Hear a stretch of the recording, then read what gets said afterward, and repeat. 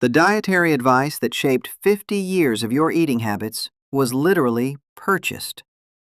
A sugar trade group paid Harvard scientists $50,000 to make sure fat took the blame for heart disease, not sugar. And it worked. $50,000.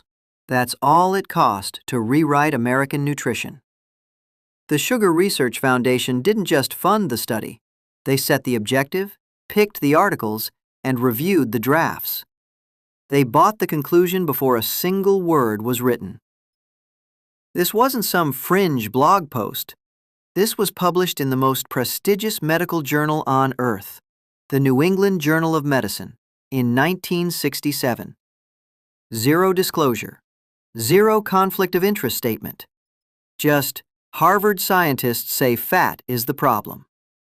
They didn't just promote fat as the villain. They actively buried the sugar evidence. Every study linking sugar to heart disease was downplayed, minimized, or excluded.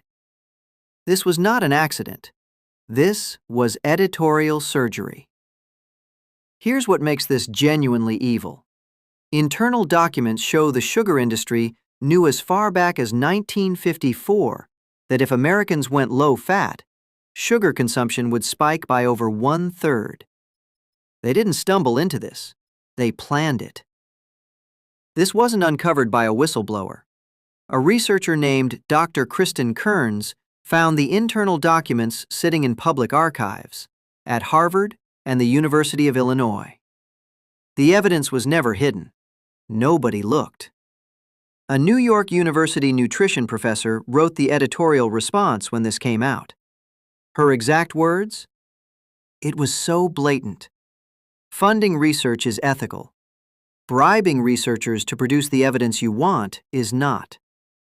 That's a peer-reviewed publication calling it a bribe. The review worked. U.S. dietary guidelines went low-fat. The food industry responded by replacing fat with sugar in thousands of products.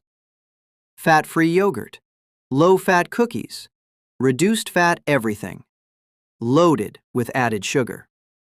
The guidelines created the market. The obesity epidemic didn't come from nowhere. The type 2 diabetes crisis didn't come from nowhere. They unfolded in direct parallel with the low-fat dietary era, the era created by a $50,000 payment to 3 scientists at Harvard. The scientists are dead. The Sugar Association, same organization, new name, still exists and still lobbies. The leading cause of preventable death in the United States is still cardiovascular disease.